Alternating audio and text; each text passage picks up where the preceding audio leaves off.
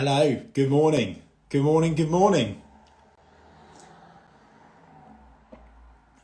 Welcome to another episode of Coffee with Chris. What a Friday it's going to be for everyone today, especially you watching. Welcome aboard. Get yourselves in. Here we go. It's another episode of Coffee with Chris. As always, I'm extremely proud to say that this Coffee with Chris series is powered, and I mean goddamn powered, by the guys at Green Farm Coffee. This morning I'm drinking the Torino blend, which is my favourite blend, just in case you cared. It's a dark roast ground coffee with notes of dark chocolate, caramel and tobacco. And you might think, oh, that's overpowering. It's not. It just tastes, as I say every time, of Premier League. That's what it tastes like. Premier League. Don't forget, everyone, if you do own or run a business, Green Farm Coffee do supply the best coffee, certainly in the region and probably beyond the international waters as well. So make sure you're getting all over Green Farm Coffee. Right, time for today's guest now. I'm really proud and really pumped actually for today's guest. Director of the Bodycentre, Sam Elwyn. This episode is going to be all about how to turn grief and adversity into success. It's an absolute diamond of a show. Right, so let's see if I can get Sam in here now. Will the technology work?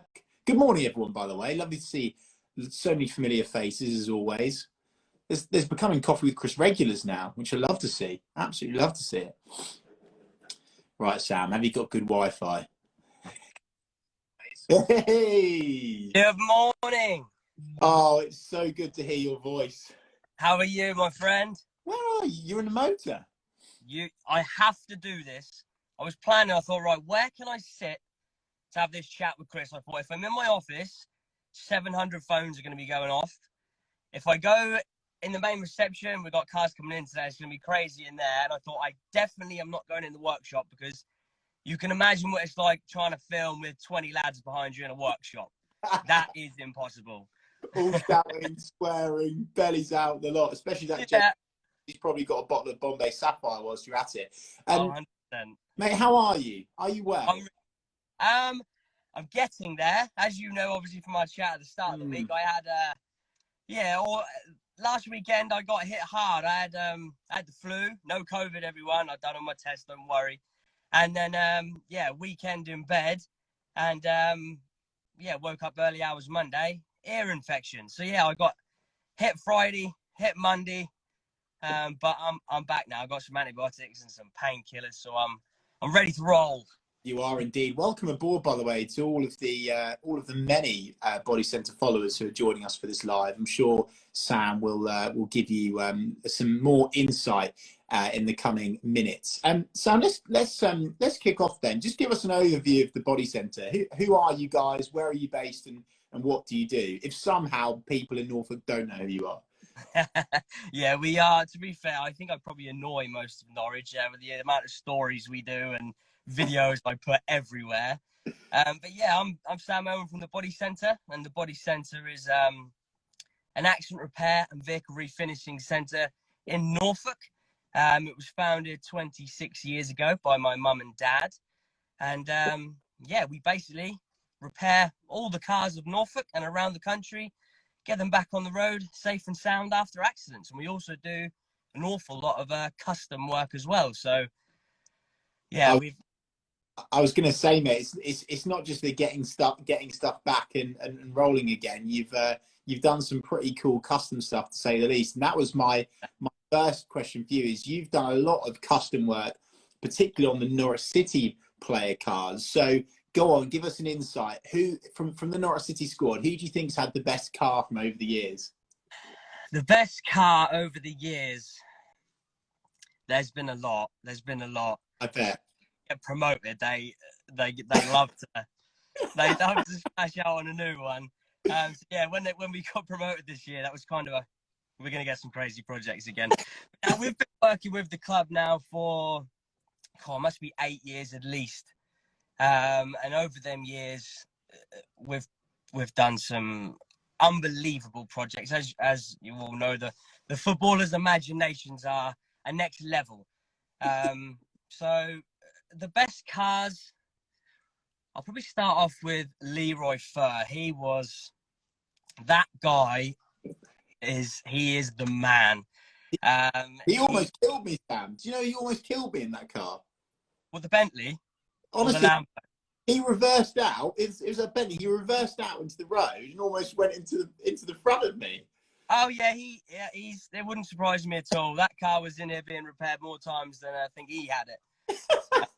But yeah, Leroy was a car guy. He had some crazy guys. He had a Bentley. We completely blacked that out. He's had Q7s. We've done a load of rap on a Q7 for him. His main one was the Lamborghini. He had a Lamborghini Huracan, which we wrapped in black chrome, which he kindly gave me. He gave me that for a couple of weeks for my wedding, which that was a good experience. I enjoyed that a lot. But yeah, he loved his cars. He has some good ones. And what's it been like dealing with the players, mate? Like, what are they like as human beings? Because there'll be people watching this now going, "Oh, I see how it is. Players with all their money coming in to get their cars done." But what are they really like? In all honesty, they are absolutely brilliant. You always have that stereotype as, oh, they're arrogant. They got so much money. They don't care. Hand on my heart, every single player we've dealt with, they have been absolute gentlemen. They actually care. They actually want to spend the time. They actually want to know what we're doing to the car. And they want to know about the business. They want to know about the team. I mean, when Ricky van Wolfswinkel, really good friend of mine, when he first come here, he was the first player we got involved with. And he used to just, he was the first player. Well, it's actually Harry Toffolo was the first youth player I ever dealt with. We'd always done like the Dion Dublins and Huckabee and the older guys, legends. We'd always done them, but then we sort of broke into the actual current squad. Amazing. Ricky basically started the whole journey with the football club off for us. Love that.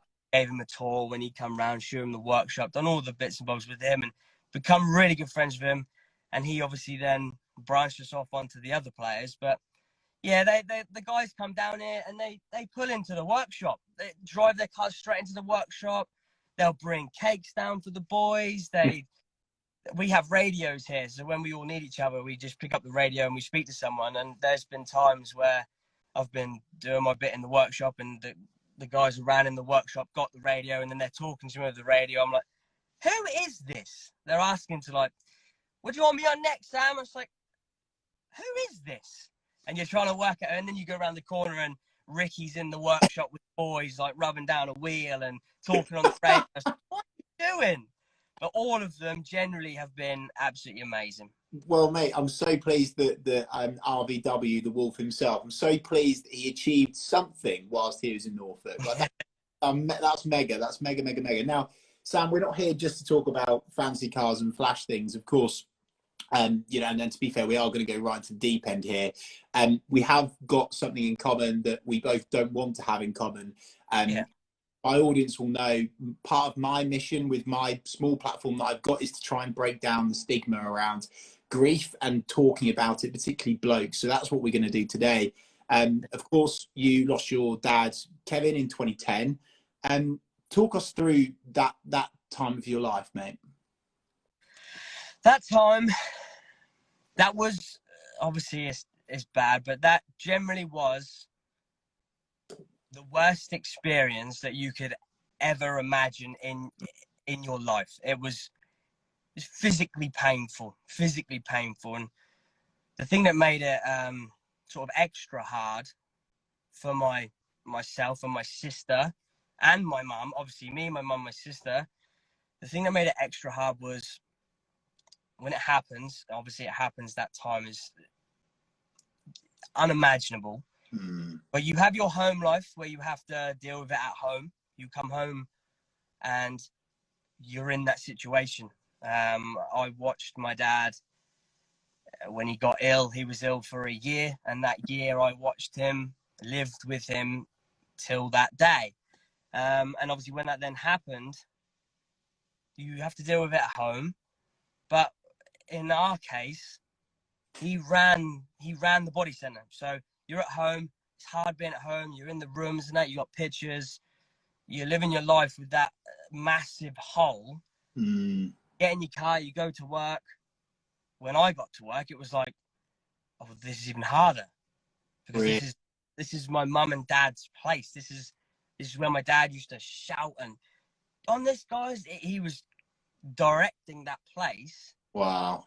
And then I'm stood there, and when I'm like, after it's happened, I'm in the workshop, and it's like you look around and you think, oh yeah, he can't tell me that anymore. It was yeah, as you can imagine, it was home life, work life, like a double whammy for us.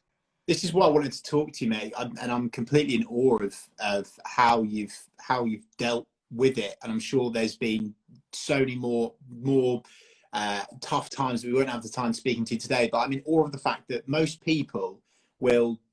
And by the way, this isn't like a grief off of some person's grief is better or worse than, because that doesn't exist, right? But what I think is a really important point is here, why I'm talking to Sam, most people, it'll happen and then they go to work or they get busy for an escape, whereas you literally couldn't escape. And so my question to you is, how did you feel when, as you say, your dad's normally in the workshop bellowing out through his lungs, you know, marching the orders, well, potentially orders, but the instructions to the team.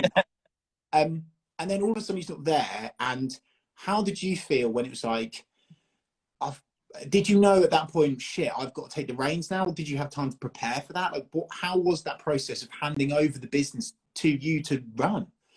It was hard. It was a very, very hard transition.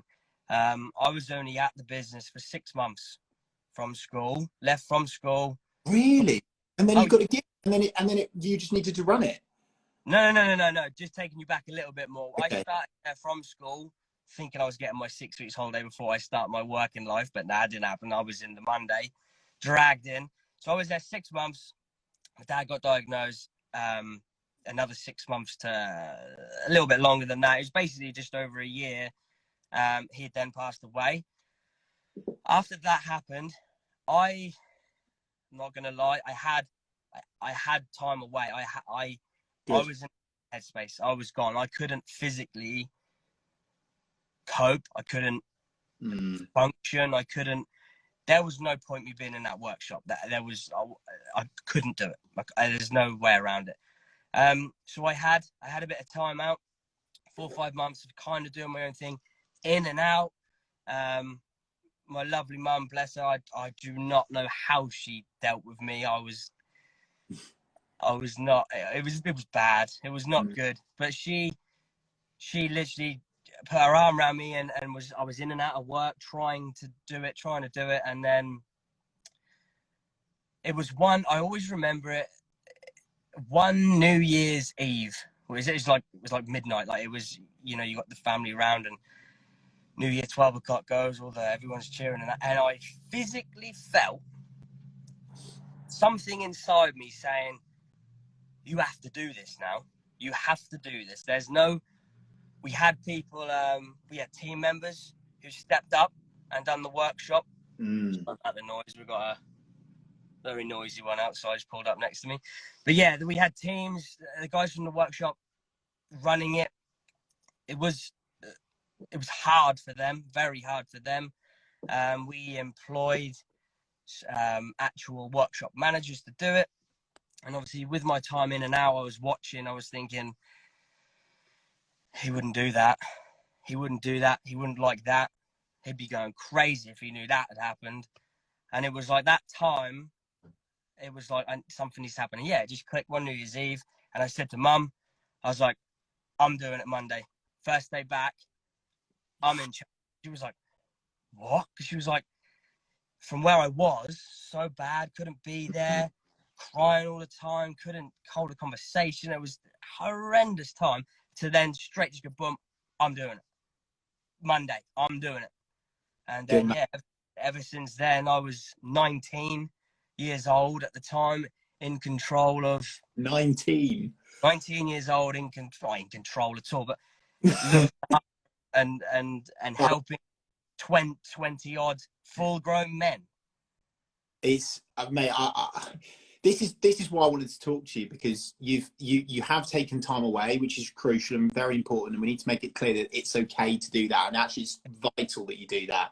I don't think I did that enough when I was younger. I was in at school the following week and my form tutor said, "What the hell are you doing here, Chris?" And I didn't really have that time away, so that's really good. But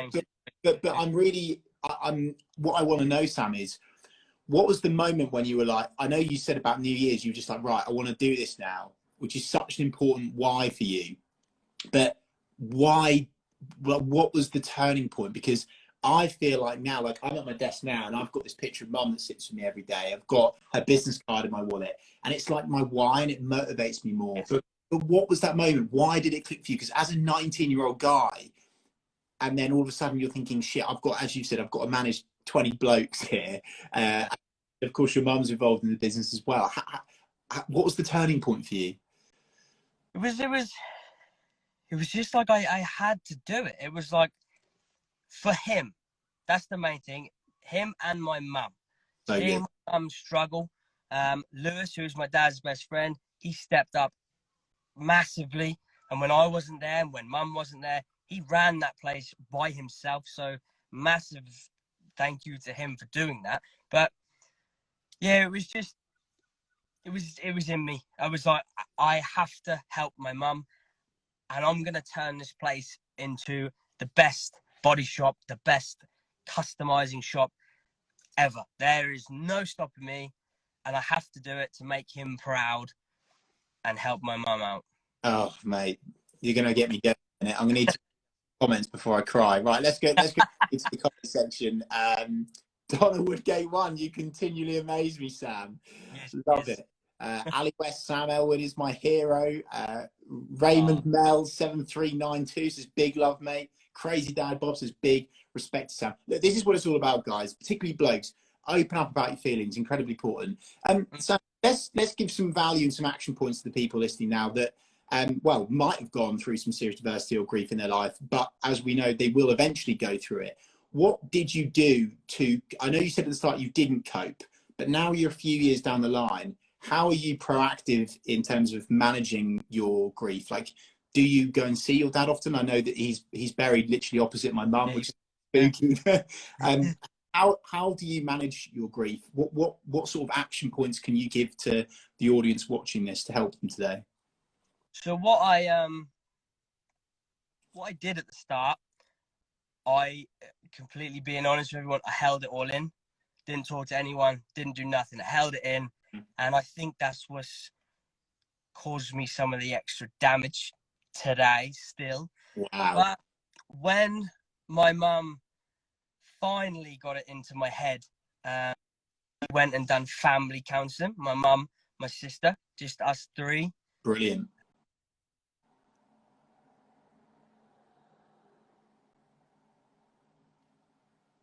Oh, bit of connection issues. Come on, Sam. Come on, Sam. Oh no. Sam. Oh no, Sam. Right, Sam, I'm going to get rid of you. There we go. We're back. You're back. I don't know back. Right, you finished on family counselling. Family counselling. So yeah, we got together and we done it all together.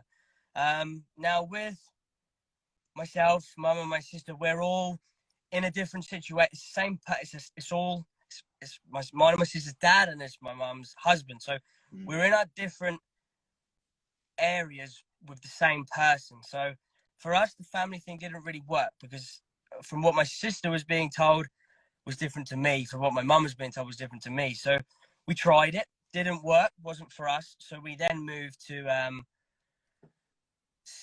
I had a counsellor.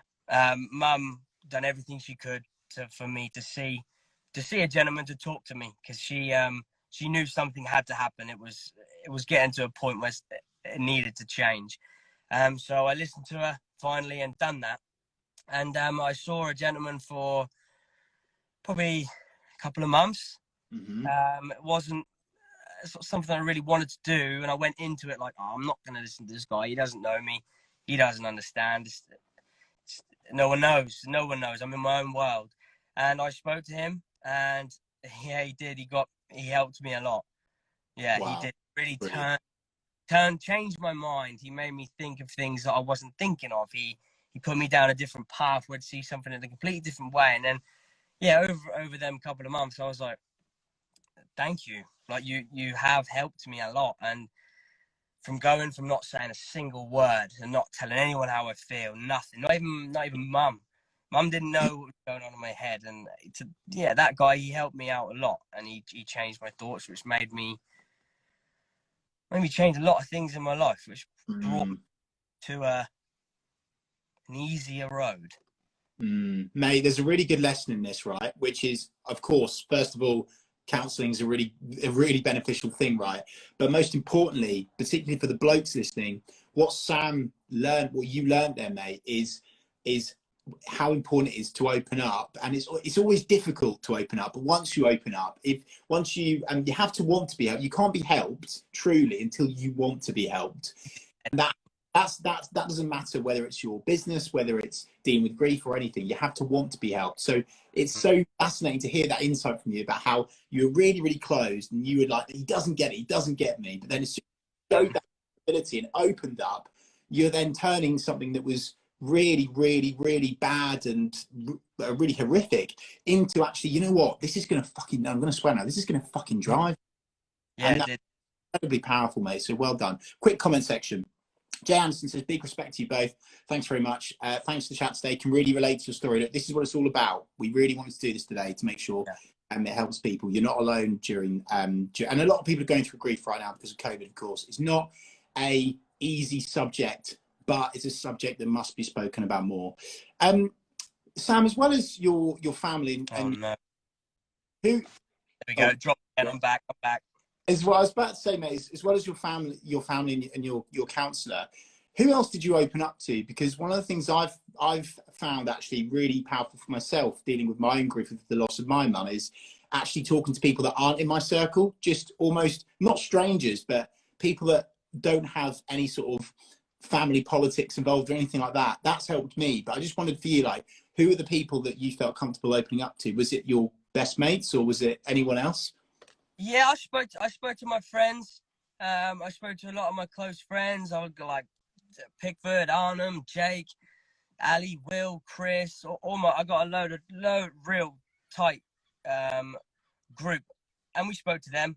And it's hard as guys, isn't it? You're in the WhatsApp group. It's all banter 24/7. But they did help me out a lot. Keith, my friend Keith, he was actually there on the day it happened. Oh wow. And I had my friends around me really did help me out. I've never opened up 100% to them, but they know what I'm going through. They knew how bad it was, and they did help me a lot. But my wife, Laura, she was one of the main factors as well. My mum, my sister, and Laura, she clicked that switch. She flicked that switch as well. She's so calm and she makes you think of different things. She's amazing. She helped me out massively. And then with us then having our little girls as well, that's then another game changer. Mate, I love that. You're gonna get some misses points for that comment. Make sure. Sam, what would you now you're a few years down the line? What would you say to a younger Sam Elwyn if you were to be in that room as you are now, talking to a Sam that's just found out their dad's died? What would you say to that Sam Elwyn? Calm down. Wow. Calm down. Relax. Take it all in. There's some bits where it's really weird and it's quite deep. Sorry, everyone, but I wish I'd had like a videographer for my dad's funeral, because I can't remember all of it because obviously my head was just blown to bits, but from what I remember, that was insane. And that's one thing that I wish I did do or have more memory of. So yeah, take it in more, sounds really weird. Take pictures, write a diary, Good. talk to people. My mum has actually got I can't remember what it's called. You speak into them. Dictaphone. Yeah, that's it. She's got one of them of my dad talking, just talking to her without him knowing, and then. Oh wow, got that. I haven't listened to it. Oh man. Oh my God. Yeah, I'm 10 years down the line. Like I can't do that, but she has that. So one day we will do that and listen to her. But that would take a lot of building to get to do that. But she's got that. So yeah, anyone that goes through it, and to myself back then, I wish I took in more of that time. How young? I'm sorry to interrupt you, man. How young were you when your dad died? I was 17. I was 17 and my sister was 15. Yeah. Yeah. And I was 14 when my mum died. And what you just said there, it resonates with me so much. And people that haven't experienced death or grief, please listen to me and Sam now. Take pictures with your mum and dad. Show them love. Do funny videos. Yeah. With them on camera. And Sam, what you've said there about your dad's funeral, that really hits home with me, mate, because I've only got static images, and and I'm going to tell you off camera here. I'm going to tell you off. You listen to that recording, because, mate, I was, oh Jesus, sorry, I didn't think I was going to cry this morning. I would killed him. My mum's voice one more time. No, yeah, no, completely.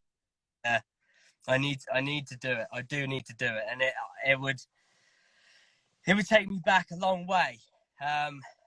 But my mum, she just done them things for later on, for when we get to that point. She's done them things for us to look back at. But like you say, you've only got images. And Father's Day the other day, obviously. Your trip, get it out, mate. Keep talking. Do my job for me. On Father's Day the other day, like for me, it was my youngest daughter, Ophia. It was my first Father's Day with her, and obviously I had an absolutely lovely day. My wife Laura, she amazing day. She always makes everything amazing, and you have that happiness for my children. Look, I've got two beautiful daughters that they're mine. Look what I've done. So you have that happiness on Father's Day, but then you cut down the middle, and then you're on the other side. It's like, oh my God, this day hurts, but I'm so happy. Yeah. And it was even when you do like your post to your parents, you weren't here. Like it's the same as you as well. So you'll be the same when it's Father's Day and when it's Mother's Day. You have to go through your pictures and think, I've done that picture. Everyone's seen that picture. Everyone's seen. I've got nothing new. I've got no new content. I know. But you want to honour them, don't you? You need to show them off 100%. And with what my dad created here, my mum, my dad, and when Lewis then started early days as well, what they have created here, for what I have then grabbed hold of and took it as far as I physically can, I can't thank them enough. They have put me in this position, and I'm going to show him off as much as I physically can until people get sick of seeing my posts. This is good. This is a really, really good comment, from Susanna George.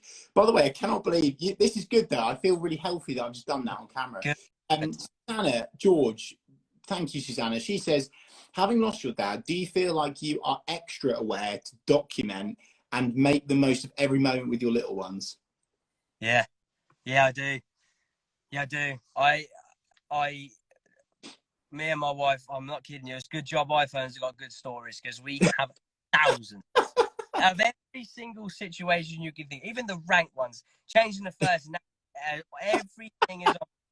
Yeah, that's why I for my phone, because I'm not missing anything. And if anything ever happens in our lives in years to come, we've got iPhones and iPhones and iPhones of literally day content just to go back on and brilliant do that.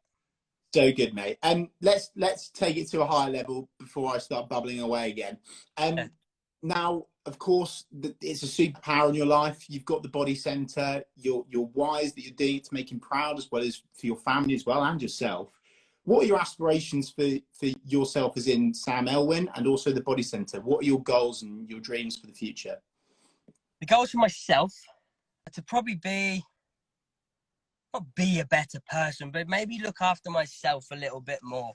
With obviously everything we just said, I've dived into the Bodycentre head first, blinkers. Yeah. Everyone else get out of my way. Nothing is relevant apart from work. And I went heavy into that, which I'm glad I've done because it's got it to where it is now. And everything we have, my mum and my sister and my family, everything we have is we've worked for this. And I believe we deserve what we've got because we've worked hard for it. But yeah, I'd like to work on myself a little bit more. Like, I haven't got much hobbies. Go out and play football with my friends now and again, but there's no sports anymore. There's no every Saturday you're playing football, every Sunday you're playing football in the morning, cricket. Yeah. None of that. Can't play football because I'm so tired because I was here at stupid o'clock getting back to and that car's got to go out in the morning and we still ain't even finished.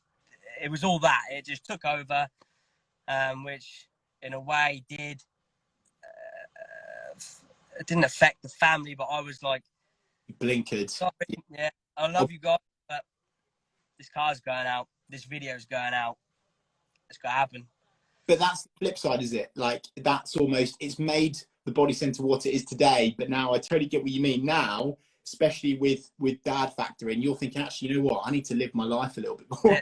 Yeah, my girls need to see me. I need to.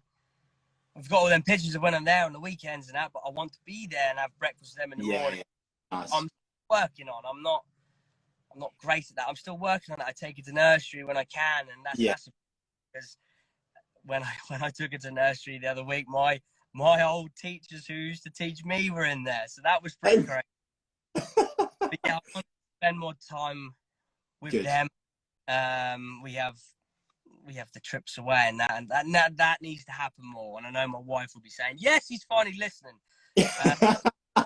You're cashing in the points. You're cashing the wife points this morning. I love it. But yeah, I need to spend more time with them and I'm very family oriented, but I need to be more. Yeah, don't we all? We're always working on ourselves, so that's good that. Lastly, Sam, where can people follow you? Where do they find the Bodycentre? How do they follow you? How do they support you on your journey? Pretty much find us anywhere, in all honesty. I have Jake, obviously you know Jake as well. We're both good friends with Jake. He's up in the social media. He's up in the social media studio with me now, so we're taking all the social levels to the next level, and we want to be doing more creative videos, and we show a lot behind the scenes. So Facebook, Instagram, YouTube. I think Jake sorted out our LinkedIn. If you hadn't, Jake, you're on that today. But yeah, anywhere online, guys. And we love to show what happens behind the scenes. We're not a body shop who just post these crazy stuff and make you wonder, how do they do it? Everything is filmed behind the scenes. So get onto the YouTube channel and check that out. And do that, guys. It's what they're doing at the Bodycentre is absolutely incredible. The best place to get anything sorted for your vehicle in Norwich. About the Range Rover you done. You what, mate? I just want to tell you a story about a Range Rover. This is about social media.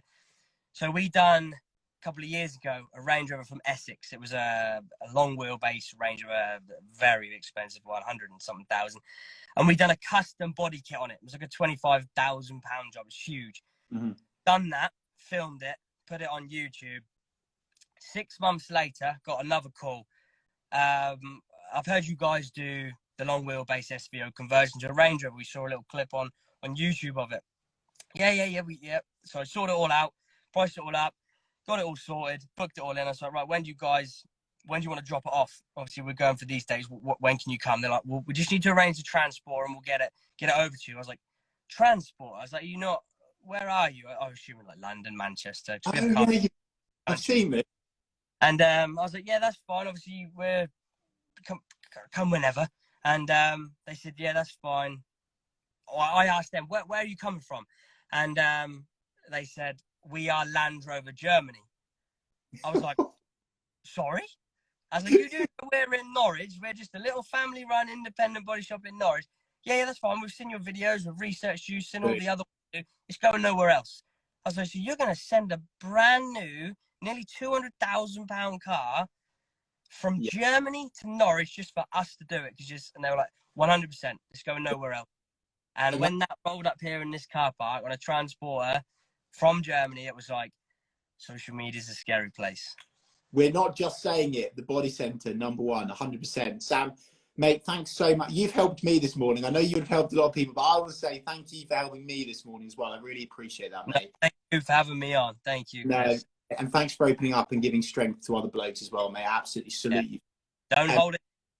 I won't, mate. I won't. And thank you so much to everyone for watching. As always, a massive thank you to Green Farm Coffee for powering this episode. Hey, yeah. We are known for our coffee here, guys. That's no lie. That's what it is. If the Bodycentre have got it, I mean, that says it all, doesn't it? The number one, have the number one. And don't you ever dare buy Green Farm Coffee for normal price ever again. 10% off with Reeve 10. Get on it. Yeah, do it. I've had a meeting with Mum this morning. We're now going to be placing our order with Chris's code. There you go. Sorry, Green Farm. I've done you out of business there. Thanks so much, guys. Thank you, guys. See you later. Have a great day. Bye. Thanks, mate. Bye-bye.